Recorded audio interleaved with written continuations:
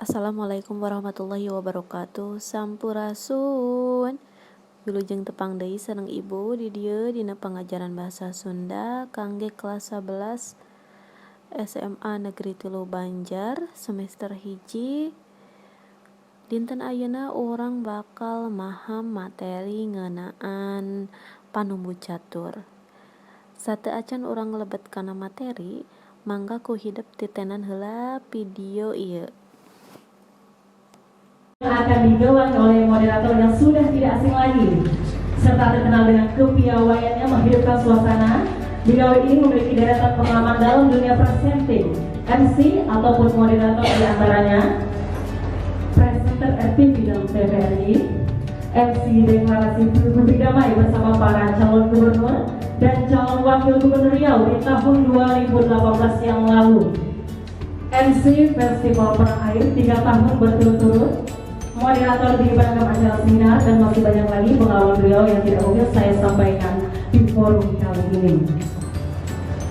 Untuk itu langsung saja kita jemput moderator kita yang sudah tidak langsung lagi, berbadan dua, Kak Marisa Natra, kami silakan. Terima kasih. Cantik dipakai untuk membatik, batik Riau banyak caranya. Sanggeus nitenan video anu bieu ditampilkeun, ayeuna orang bisa paham, bisa nyahonya tiasa terang.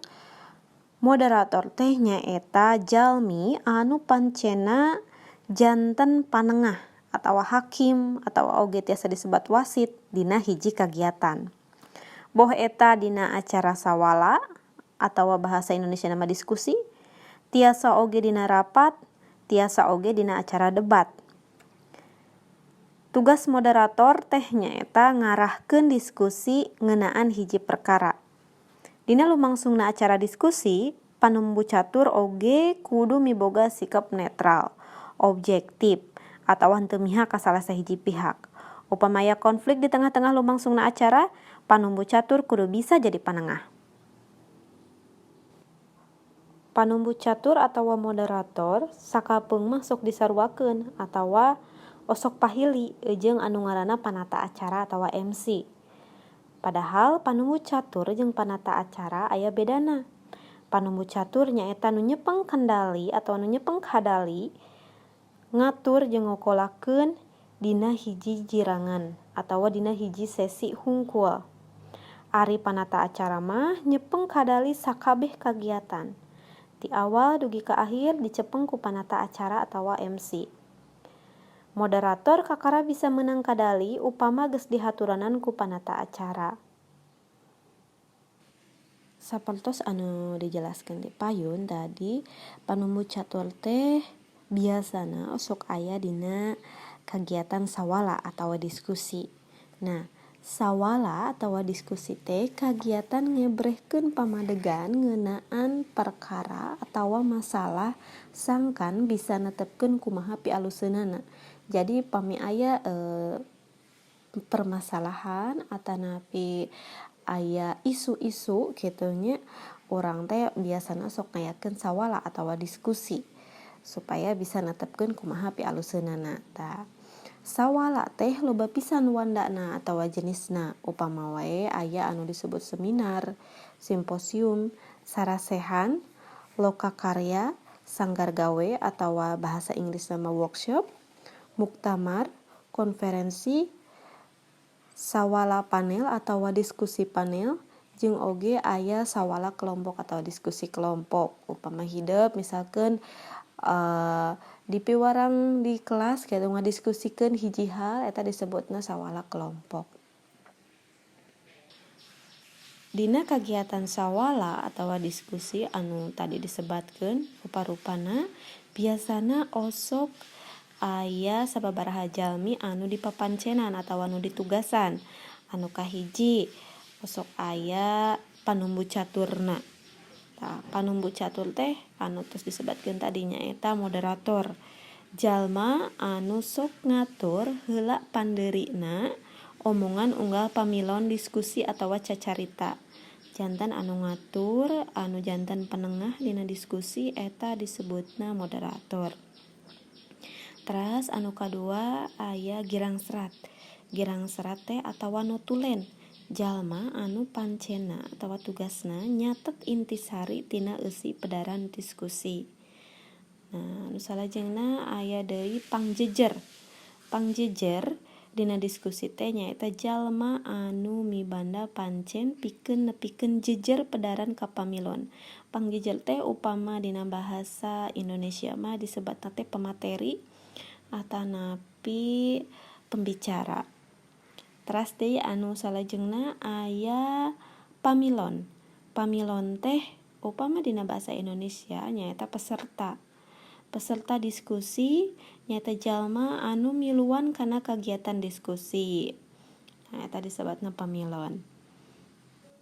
Ieu dihandap mangrupakeun pancen panumbu catur dina ngatur lumangsungna hiji kagiatan.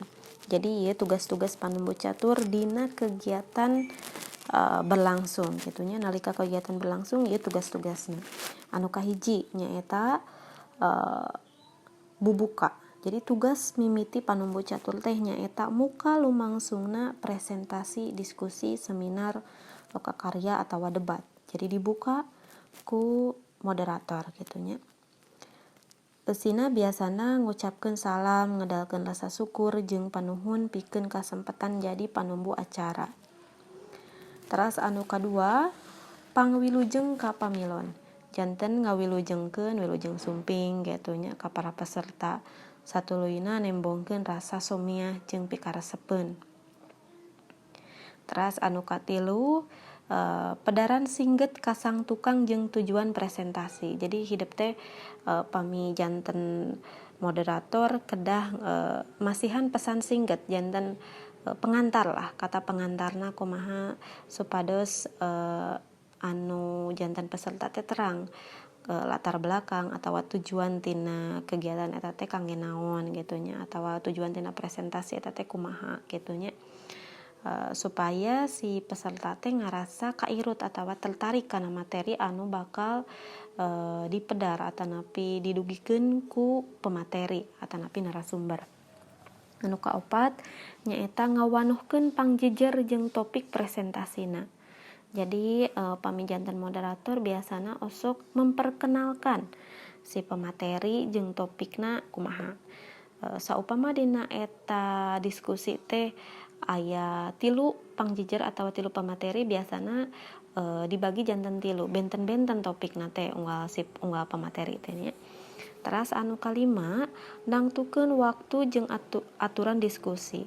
Jadi ku hidup teh pamijantan moderator disebatkeun aturan diskusina kumaha, ulah nyarios misalkan teu kenging barang tuang misalkan atanapi waktuna gitu kangge nyarios si pemateri teh sabaraha menit, kanggo bertanya sabaraha menit misalkan gitu, diatur waktuna ku urang. Teras anu kagenep mere waktu ka pangjejer pikeun medar materina nyambung sareng nu bieu janten si moderator teh biasana masihan waktos gitunya, medar materina biasana sabaraha menit gitu ngadugikeun materina teh. Teras anu katujuh ngarangkum eusi pedaran. Jadi kedah ngarangkumnya dirangkum eusi pedaran, eusi materina teh biasana osok dituliskeun inti-intina hungkul. Terus anu kadalapan ngahaturkeun pamiron pikeun nanya. Janten si peserta teh dipasihan waktos kanggo naros gitunya. Biasana eta sok disebut sesi diskusi atau sesi tanya jawab. Dibagi jadi sabaraha sesi, misalkan sesi kahiji 3 pananya, sesi kadua 3 pananya gitu. Teras anu kasalapan nyaeta panuhun ka pangjejer jeung pamiarsa. Biasana ieu tos bade ditutupnya, pami bade ditutup urang sok nganuhunkeun ka pangjejer atau ka pemateri jeung nganuhunkeun ka peserta gitu. Ditepikeun kalawan ikhlas jeung somiah. Komo mun dibarengan ku imut jeung pasemon anu hegar gitunya. Anu ka 10 atau terakhir nyaeta mungkas acara atau nutup acara. Pungkas acara ku rasa syukur. Hade deui upama ngagunakeun ungkara anu matak ngahudang sumanget. Bisa oge ku kalimah anu nembokeun rasa optimis kana pedaran anu geus ditepikeun ku pangjejar kitunya. Janten si moderator teh ngagaduhan tugas kanggo mungkas acara gitunya. Nalika urang janten panembu catur aya sawatara tata krama anu kudu diestokeun atawa diterapkeun ku urang. Di antarana wae anu kahiji kudu apal carana jeung iraha waktuna motong omongan batur. Janten urang kudu terang carana kumaha cara motong cariosan batur teh sareng waktuna kudu tepat gitu. Nalika batur nuju nyarios penting misalkan ku urang dipotong eta teu kenging nya. Janten upami batur nuju ngarenghap atanapi kinten-kinten materi anu didugikeun teh atos rengse gitu, tak urang tiasa nembe motong cariosan batur. Anu kadua kudu sopan dina ngadalkeun katu panujuan atawa katu segemaan. Lamun misalkan urang teu panuju atawa teu sugema kana cariosan batur, urang teh kudu didugikeun ku cara anu sopan. Anu katilu nyaeta ulah ngomong nyorongot bari popolotot. Jadi pami misalkan urang teu satuju teh tadinya nyarios teh bari nyorongot, bari popolotot ku nada anu tinggi misalkan. Nah eta teu kenging. Terus anu kaopat nyarita ulah diborong ku sorangan. Jadi lamun nyarios teh ulah sadaya digegikeun ku sorangan. Dugi ka batur teh teu aya lolongkrang atanapi teu aya ruangan atawa ruang kanggo nyarios gitu. Lantaran tos didugikeun sadaya ku urang. Nah, terus anu salajengna ulah harewosan duaan di tengah paguneman. Lamun misalkan urang nuju diskusi gitu, urang teh harewosan sareng pangjejer atanapi si pembicara gitu. Eta teh teu kenging. Terus anu salajengna mun nu sejen nyarita kudu daek ngahaminan. Jadi lamun misalkan aya nu nyarios, urang kudu daek ngadangukeun atanapi kudu ngabandungan. Nu salajengna deui tembongkeun rasa resep atawa teresep sawajarna. Jadi kudu wajar. Ninging ka leulewihan pami urang resep ulah dugi ka katingali resep kacida kitu nya. Pami urang teresep oge ulah katingali pisan urang teresepna misalkeun nembongkeun judes kitu nya, sikap judes atanapi nembongkeun sikap anu teu daek kebandungan gitu. Janten kudu sawajarna. Nu salajengna deui singkahan jejer atawa pasoalan nu sifatna pribadi. Janten topik-topik anu sifatna pribadi eta kudu disingkahan atawa kudu dihindari. Terus anu salajengna atur bedas launa sora sing merenah. Janten naik turunna nada suara kitunya kudu diatur sing merenah, kudu sesuai. Nu salajengna deui aya ulah pacental atawa adu renyom nepi ka paseata. Kudu dihindarinya pami aya peserta atanapi pangjejer anu kira-kira nyariosna rada teu pikaraoseun kitu nya, kudu dihindaran ku urang kudu janten penengah. Terus nu salajengna deui ulah api lain kanu anyar datang kana riungan. Janten ulah diantepkeun lamun misalkan aya nu datang kana riungan atawa urang diskusi sederhana misalkan sareng rerencangan atanapi dina kegiatan OSIS atanapi dina kegiatan naon upami aya anu datang teh ulah dugi ka diacuhkeun. Tah maksudna kadinya kudu diraneh ku urang, kudu dirangkul. Teras deui anu salajengna omongan ulah matak jaheut atawa eraeun batur. Jadi nyariosna kudu mantak pikaraoseun keur batur, ulah mantak ngaraheutkeun atawa nganyerikeun hate batur. Tah eta sawatara tata krama anu kudu diterapkeun ku urang salami janten panembu catur. Tah dugi ka dieu pangajaran basa Sunda dinten ayeuna mudah-mudahan hideep ngartos kana materi anu ku ibu dugikeun.